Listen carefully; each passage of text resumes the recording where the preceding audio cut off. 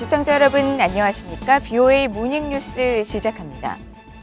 지난 연말 노동당 전원회의에서 대외 메시지를 내지 않았던 북한이 연초부터 베이징 동계올림픽 불참을 공식화하고 극초음속 미사일을 시험 발사했다고 주장하는 등 무력 시위를 벌였습니다.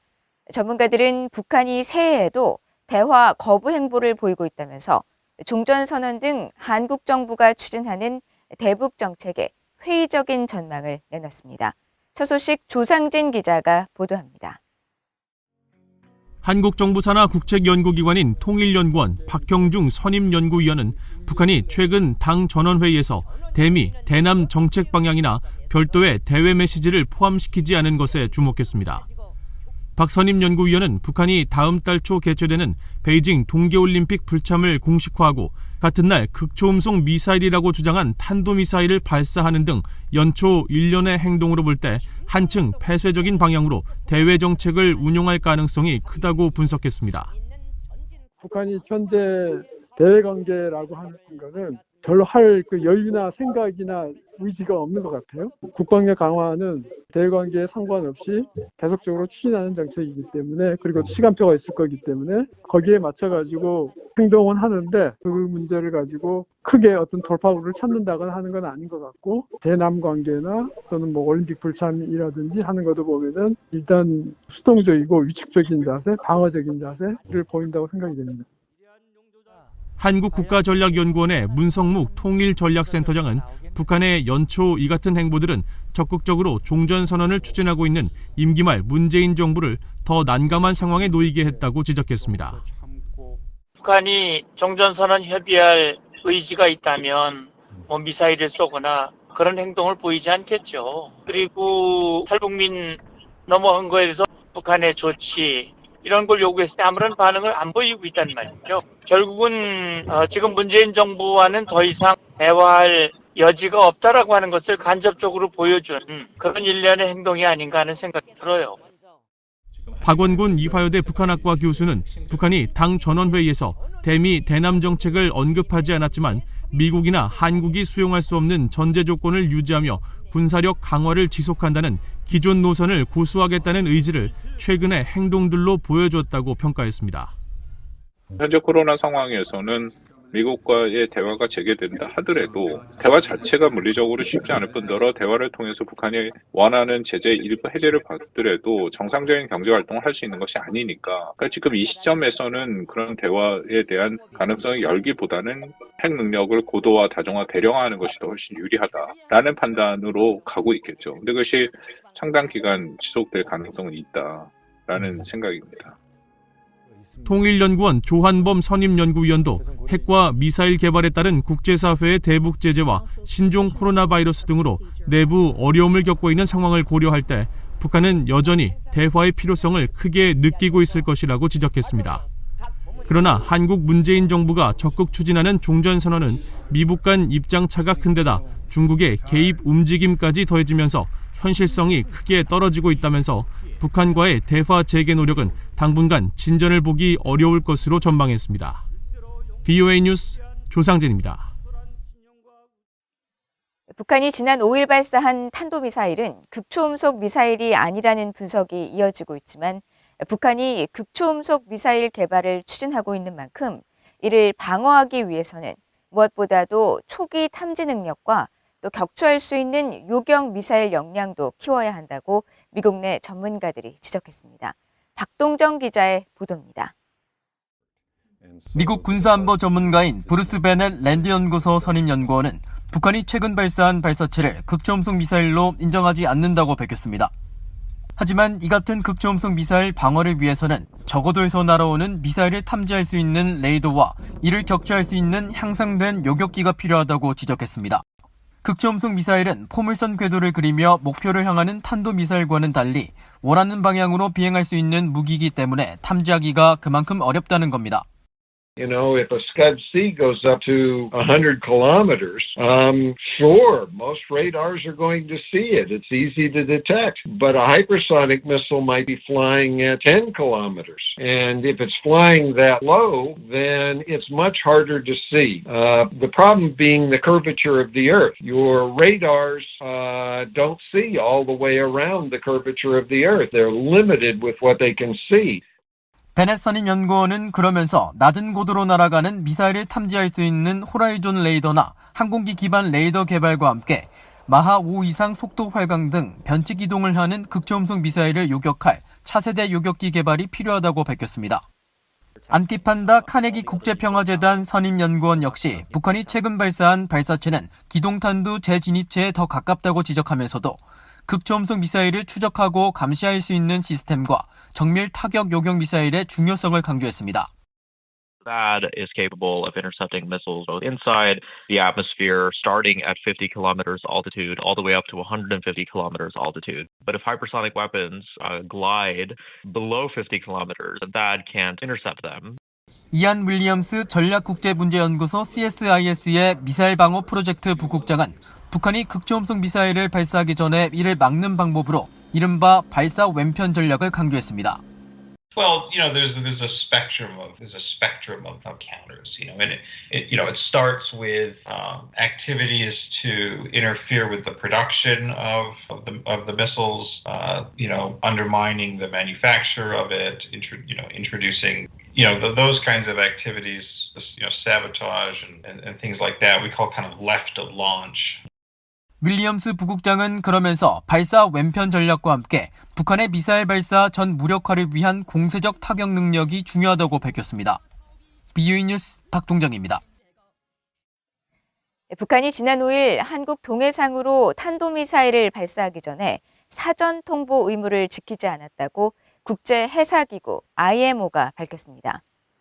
유엔 산하 전문기구인 국제해사기구는 최근 북한의 미사일 발사를 사전에 인지했느냐는 BOA 질문에 국제해사기구는 전달된 어떤 통보에 대해서도 알지 못한다면서 관련 항행 경보 발령 의무는 해상 인명 안전조약과 세계 항행 경보 서비스에 명시돼 있으며 북한은 이 같은 경보 발령 의무를 이행하지 않고 있다고 지적했습니다. 국제해사기구는 해상인명안전조약 등에 따라 미사일이 해상에 떨어질 경우 선박과 충돌할 위험 등에 대해 각국이 사전에 통보할 것을 권고하고 있으며 북한은 2019년에 14차례, 2020년 6차례, 지난해 8차례와 올해 1차례를 포함해 총 29차례 미사일 시험 발사를 했지만 단 한 번도 IMO에 통보하지 않았습니다. 북한이 지난 5일 발사한 탄도미사일에 대해 극초음속 미사일이 아니며 성능이 과장됐다는 한국 군 당국의 설명과 달리 시험 발사가 실제로 이루어졌으며 성능도 북한 주장에 근접했을 수 있다는 주장이 제기됐습니다.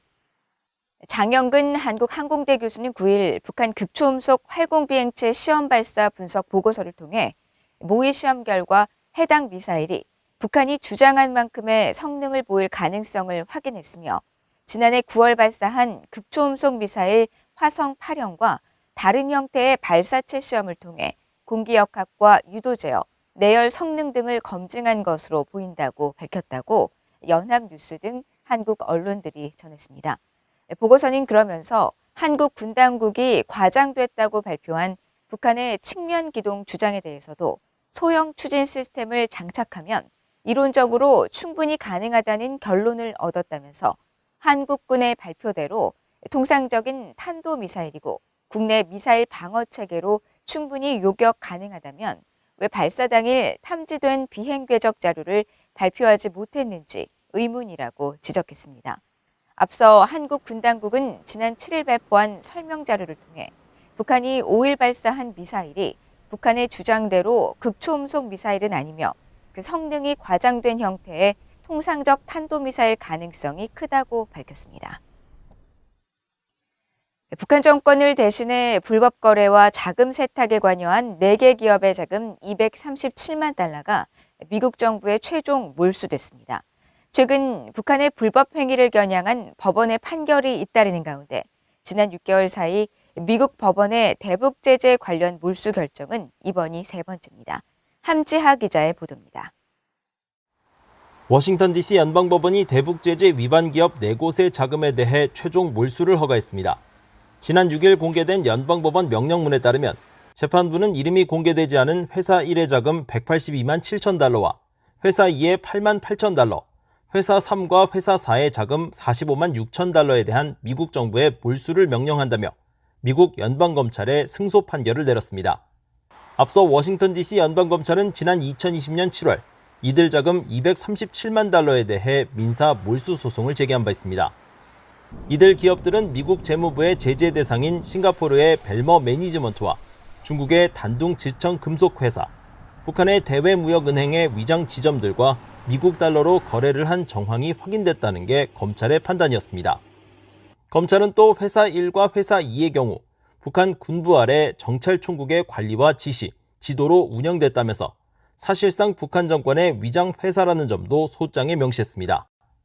이에 따라 지난해 1월 검찰은 궐석 판결, 즉 피고 없이 원고의 주장을 바탕으로 한 최종 판결을 법원에 요구했고 이날 재판부가 약 1년 만에 이 요구를 받아들이면서 최종 몰수 결정이 내려진 겁니다. 최근 미국 법원에서는 대북 제재 위반과 관련된 자금, 자산 등에 대한 몰수 판결이 잇따르고 있습니다. 특히 지난 6개월 동안에만 미국 법원이 최종 몰수 판결을 내린 관련 소송만 이번 판결을 포함해 총 3건입니다. 가장 최근인 지난해 11월 워싱턴 DC 연방법원은 중국 기업 라이어 인터내셔널 트레이딩과 이 업체의 대표인 탕신과 남편 리시춘의 자금 96만 달러에 대해 몰수 판결을 내렸고 지난해 7월에는 싱가포르 사업가 소유의 2734톤급 유조선 커리저스호에 대해 최종 몰수를 선고했습니다. 또 2019년에는 북한산 석탄을 운반하다 인도네시아 정부에 억류됐던 북한 선박 와이즈 어네스토호가 몰수된 뒤 매각돼 고철 처리됐고 싱가포르와 중국 업체 등의 자금 약 699만 달러도 2019년과 2020년에 걸쳐 미국 국고로 귀속됐습니다. 미국 정부는 2018년을 전후해 연방검찰과 연방수사기관 등을 통해 민사와 형사 등 다양한 조치를 취해왔는데 이에 대한 결론이 이어지는 상황입니다. 현재 미국 법원은 북한의 가상화폐 계좌들에 대한 몰수 소송의 결론을 앞두고 있어 미국 정부로 귀속되는 불법 자금의 규모는 더 커질 전망입니다. BOE 뉴스 함지아입니다. 미국과 일본 정부가 주일미군 분담금 특별협정에 공식 서명하고 내년부터 5년간 일본의 분담금 총액을 올해보다 5% 늘어난 1조 550억 엔, 미화 약 91억 달러에 합의했습니다.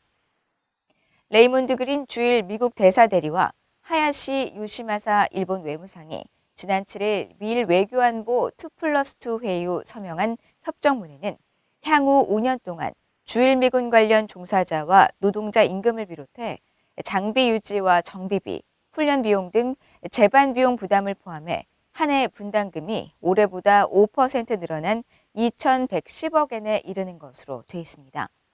또 미일 양국은 한층 엄중해지고 있는 영내 안보 과제에 대응하고 미일 동맹을 지속적으로 강화해 나가기 위해 주일미군 분담금에 새롭게 합의하고 인도태평양 지역 위협 증가에 따른 미일 연합훈련 강화 조치로 분담금을 인상하기로 했습니다. 양측은 또 미일 상호방위 협약에 근거한 공동 연구와 개발, 생산에 관한 서한을 교환하고 영내 주변국들이 전장의 판도를 바꿀 수 있는 최첨단 무기를 잇따라 개발하는 등 위협이 점증하고 있는 데 대한 대응 차원에서 미일 양국이 방위 분야 공동 연구와 개발, 생산 프로세스를 합리화해 나가기로 했다면서 이 같은 조치가 미일 동맹 강화 등 기술적 우위성 확보에 큰 도움이 될 것이라고 강조했습니다. 이상으로 BOA 모닝 뉴스를 모두 마칩니다. 시청해주신 여러분 고맙습니다.